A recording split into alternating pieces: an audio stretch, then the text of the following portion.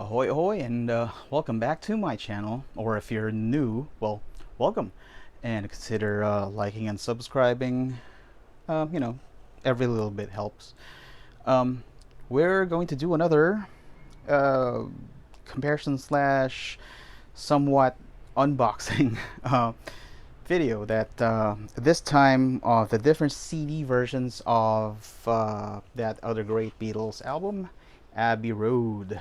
um, Okay, we without further ado, let's well, I would like to start with the the closest that we can get to the UK, the original UK release, which in this case, well, I don't have the original UK vinyl or the official mini LP version of this, unlike the White Album, because it wasn't included in the Beatles and Mono box set. So and yeah, the the original, the official mini LP is way out of my price range. So I made this custom mini LP that I have a separate video that giving a detailed overview of how I made these. I'm gonna put it in the description. So this is the thing with the UK release is, as I understand it, there's been a mistake with the cropping, how the front image was cropped. So if you'll notice, this is I think the most complete version. I think, as you can see, there's a little bit of foliage there that sort of springs out right there, and the little bit of crossing here and the crossing marker right there. On the UK release, it's not included, so I tried to this is a fairly high resolution scan of the vinyl. So what I did is I just but the vinyl was a later edition, so it's a more complete image. So I just sort of cropped it to match the original, the UK release. So yeah, which if you think about it, it may have been the correct one, because the it's centered. This part is more centered compared to when you look at the more complete. There's a little bit more space in front of John. So anyway, so the back is pretty much what everyone is familiar with, the lady in blue walking way to the front. So it's the focus is out of, well, it's out of focus right there. And then I actually recreated the text, because the only high resolution version I had of this was it doesn't have the text, so it's just a textless version. So I just textless. Okay, so I recreated the text, including the kerning. So you got the slightly spaced "Oh darling" there, and then the misaligned Apple logo right there, and even a printed Bulgarian Lofthouse credit right here. So as far as design elements go, these are the only details that we need to look at. The disc is, of course, an Apple label disc by this time. All albums released after White Album and beyond, or after, were all Apple records. So that's what we should expect at the very least. So we just rewind back to the first CD edition. Well, this is not the actual first edition, because there was an earlier version of Abbey Road CD released in Japan. The one that I'm pretty sure if you Google Abbey Road triangle CD, you should find pictures of it. What it is, I think it's a test CD test, because CDs weren't commercially available at the time. So some of them got out into the wild, and they're fetching for like hundreds of dollars. I don't know.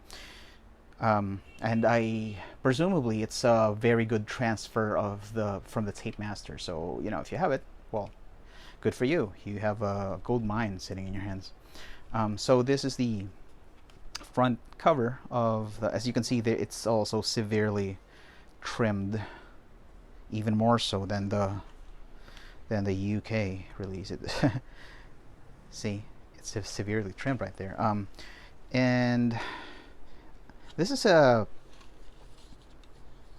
a later edition of the 1987 version. It's a 1992 actually, because there's an Apple Records logo. And as I discussed at length at the video that I made earlier for the White Album, or the comparison video I made for a White Album, this was because um, there was a lawsuit between Apple Corps, the Beatles company, and Apple, the computer company, that basically disputed the use of the Apple Records logo. So if the CD is a 1987 edition, it only has the Parlophone label, even if it's released by Capitol.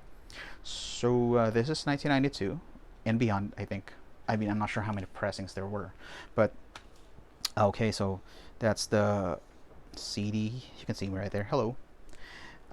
So they just printed or screened the text and graphics onto the disc without a substrate, and then the back is just, well, it's a trimmed version of the back.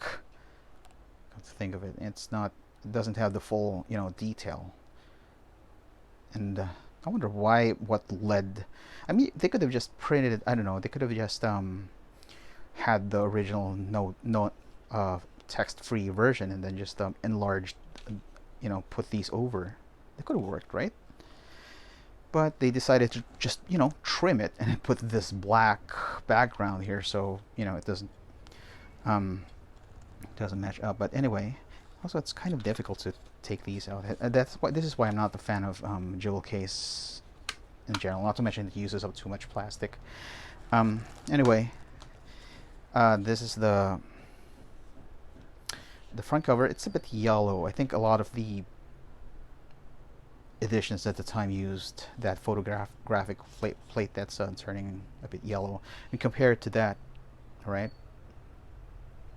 let me just put this out of the way for a bit. Okay, and then you got this, which is just basically the same, more or less the same as the back, without the barcodes and all the retail stuff.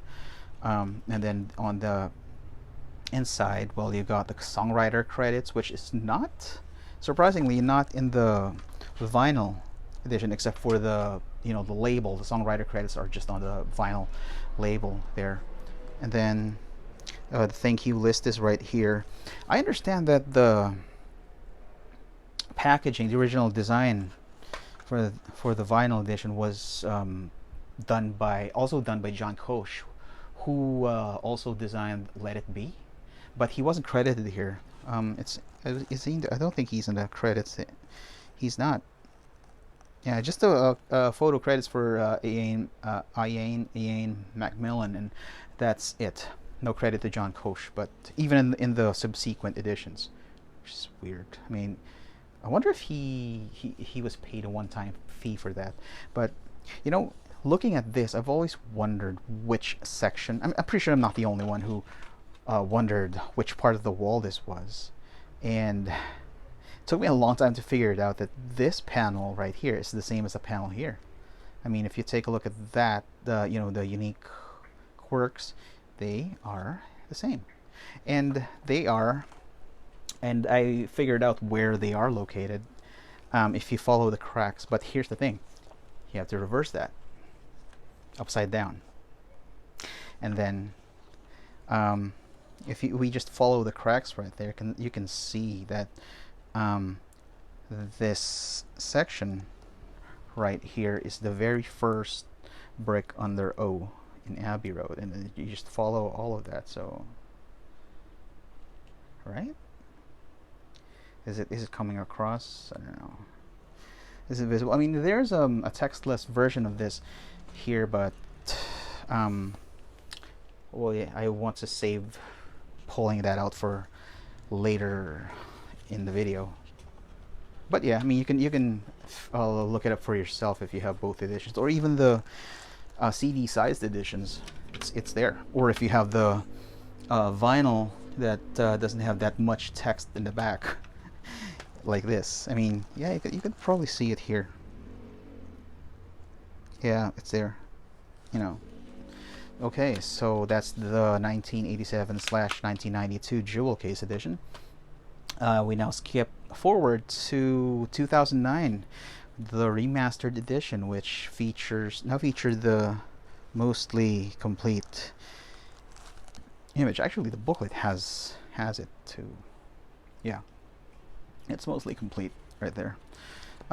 So this is we of course we are all familiar with the stripe right here, which it took me a long time to figure out that the reason why they did this is because it helps them maintain the square shape of the front image, and also it makes it jewel case ready if they were, because these were touted as limited editions for quite some time after release, but they were actually not limited apparently. And although yeah, it could easily translate to jewel cases by simply just taking the booklet right here and putting this under the clear tray, and then putting this under the tray card, the back tray card art, and then this exactly fits um, the outer tray card. So as you can see, it's yeah, you probably have this. I mean, if you're a Beatles fan, you probably have this. And I would like to see an edition that doesn't have the mini documentary. That would be cool. If like, I don't think they ever got around to doing that. But and then there it is. The packaging, the overall packaging design, it's a DG sleeve with 6 panels basically. Um, Trifold, as some people would call it, and then there are a lot of additional photos right there. The booklet itself doesn't reflect the vinyl art, obviously, but it does, and it's fairly thin, just a few pages compared to the later editions. Um, this is an alternate shot of the famous promotional picture, which was used in the anthology promotional materials and the hardcover that came with the 2012 vinyl box set. Then got period correct photos at least, and yeah. Oof, oof, oof. There we go. It's not easy to put this thing back because of a flap there that should have been under, but I don't know. The disc is also, this is a made in an EU edition, so it's which is actually a lot nicer than the Capital edition. With that nicely even gloss coating right there. And there were a lot of counterfeits of these things. I think a lot of them are still floating out now. One way you could tell is this thing has a print under. See that? Ringo is peeking right there. Ringo is right there. It's yeah. If it doesn't have this print right here, then yeah, your copy is a counterfeit. I bought this. This is the second of the remasters that I purchased when they were first released. The first was the White Album. I think I purchased this about a week after I got paid for the month. Yeah, so that would have been around September, October.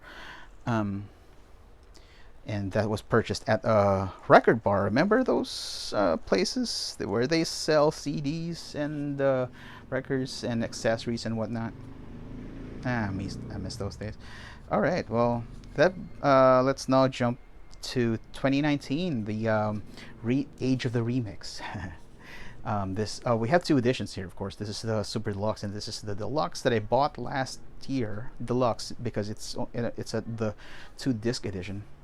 There is a 1-disc edition that doesn't have a slipcase, but rather has just this wallet, digi sleeve, very slim digi sleeve that has one pocket for the booklet, an abridged version of this one's booklet, which is an abridged version of the hardcover, and then of course you have the disc. This time it's 2 discs. So one is the remixed album, which features this is sort of a digitally enhanced version of the Apple logo right here. As you can see, it looks a lot smoother. and it's obviously digital. I don't know. I mean, the first time I saw it, it felt like, you know, those uh, mid to late 2000s CG animation where everything is so smooth. It looks like that. So of course the second disc is a selection from the sessions and has the sliced apple logo. Also, it looks like, I haven't actually made a side-by-side comparison, but it looks like it was digitally, you know, recreated too. But all right, you got an alternate shot by Linda McCartney. Um, and one week, if I haven't seen counterfeits yet, but if there were, you probably have a white underprint um, right here. Well, it's white here, but it's not in here. So, okay, design elements. Well, you have this, which also it has a different stripe compared to the 2009 remaster. Nice blue color though. I think they made it to match this part. White spine, and the back, of course, which is kind of trimmed at the top, so you can see you can't see over the wall as you would here the original.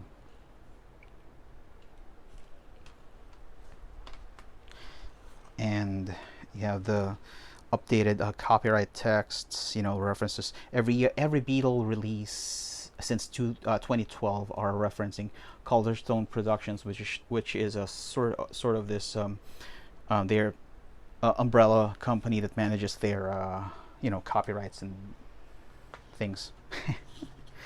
Yeah. Okay. And the booklet, which is a square bound booklet, right there. Focus. Yeah, it's square bound. Um, it has the blank art, also trimmed at the top, and the also severely trimmed piece. Well, yeah, it's a bit wider than the, or kind of zoomed in version. And you know, the everything in here is, you know, supplemental. It doesn't, the original editions doesn't have it. So, and you have that alternate shot that this is not the exact photo that was used in Hey Jude, I don't think. And this is cover, of course. We were looking at that earlier. All right, which now brings us to the grand finale, which is the super deluxe edition right here. So it's around, well, I would think that this is the exact size as a vinyl, the vinyl edition, but you know, a lot thicker. Of course, you have markings on all four sides, and it's a slip case with the notch for grabbing the book. I mean, this is probably the part that I don't like, because the point of a slipcase is you can slip the book in and out. You don't need this, and it's kind of a waste, because you could have gotten the full square artwork here, but instead you got this notched thing. I know it replicates the book replicates the artwork, but you know what I mean. Also, this is, if you have the Miles Davis, I forgot which edition. I think that it's kind of blue, one of the later editions. It has the same notch. Oh, that was the CD and vinyl package. That's practically vinyl size. It has the same kind of notch. So there's some precedent there. This is not the first time something like this was done. And the Beatles anthology, if you'll just let me. Oh, it's in the other. The Beatles anthology DVD also has a notch at the top of the box, so you know it's nothing new. So let me just take this out. Ta-da! It's the same, exact same artwork, glossy, durable boards. You know, this is nice standard hardcover right here, and you have that. The back is also full sized. You can see over the wall, of course. And copyright information is of course more detailed over here. And I just discovered this is also made in Germany, like the White Album. I thought there were um, Capital had a separate factory, but apparently it's not. And I don't.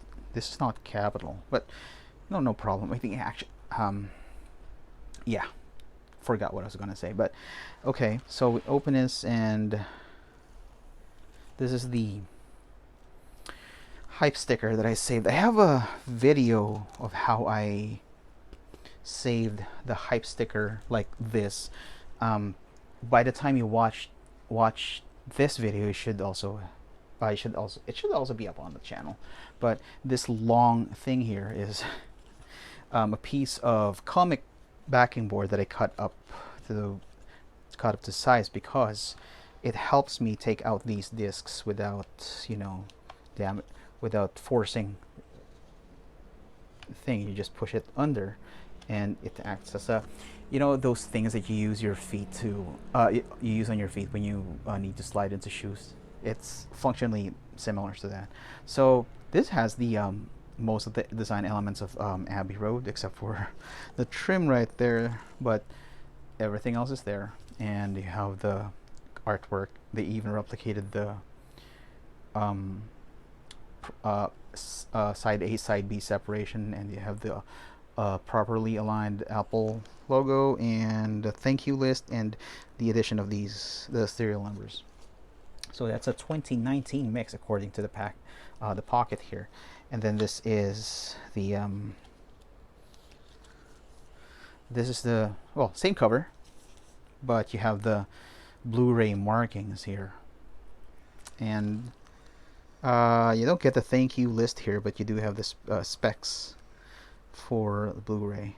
It took me a long time to figure out that the surround sound content here is actually the same same as the standard Blu-ray multimedia content, except that instead of moving pictures, they just show, like, basically screensaver type content while playing the video, while playing the audio. So you don't really notice it, because it does save them a lot, I guess, on hiring someone to do animations and stuff, or and yeah, video can I think there's a different set of licensing to it. I don't know. Anyway, these are the sessions discs on the other side of the book, and these photos are very much retouched right there, so you can see the gloss. But this is not a laminate, by the way. It's a gloss coating, UV coating. So alternate shot, and the colors look brighter. I mean, look at that blue sky there, and John's hair, it really is a lot redder. And then the back is I guess this is either taken before or after the lady in blue passed by. And it's amazing how the original shot didn't actually have the Beatles logo there. Someone at their art department actually had to airbrush that. Well, they didn't have Photoshop in 1968, so it's or in 1969 rather, and so they didn't. This was the Beatles logo was done by hand. So this is my favorite part of the sessions discs, because it has the long one. Which is the original sequence of the medley on side 2, and they look very healthy here. Look at how they treated the colors. That the bus is really red right there. Putting that back. Oh, by the way, forgot to mention that you might have noticed that the rice paper sleeves are peeking out. I actually have I bought a 100-pack rice paper sleeves a few months ago, because I was anticipating on getting these. They were purchased on eBay. I forgot the name of the seller, but they sell a lot of sleeves and vinyl and CD sleeves from Japan, and they are very good. I mean, I've had low quality rice paper sleeves before, and they're terrible. They get They when you they get creased easily, and these don't, and they're fairly, that you got the right rice paper sleeves when you had the text when the texture is um, well, I digress. But here's the full-sized back of the book, and just to give you a closer look at that logo work there, so you can see, I until now I can't believe that this is not in the original photo, and this is just um, painted on, or they may have taken pictures of the, because this is a fairly standard tile that they used all around London. So they took photos of these, and then, or they drew those. I mean, I would believe the former, but I don't know. I wish they recorded some kind of behind the scenes thing on that. Um, Even the crack here, that's workmanship, man. I mean, look at that. And there's a version, high resolution version. I'm not gonna go through the book because you might, spoilers in there. And there are better videos that look in this in detail. So we're just gonna take a look at this because wow, look at that. The Beatles logo was placed somewhere in here, on here rather, right? You see that, and then you go here, and it's seamless, and it's not done digitally. So cool.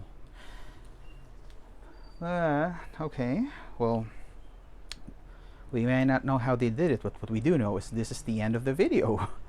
And thank you for watching all the way to the end. And as you can probably hear from my voice, I am a bit tired. My throat is kind of itchy right now. But again, thanks for watching. Consider giving this a thumbs up. Watch other videos in my channel, and be good. Until the next video.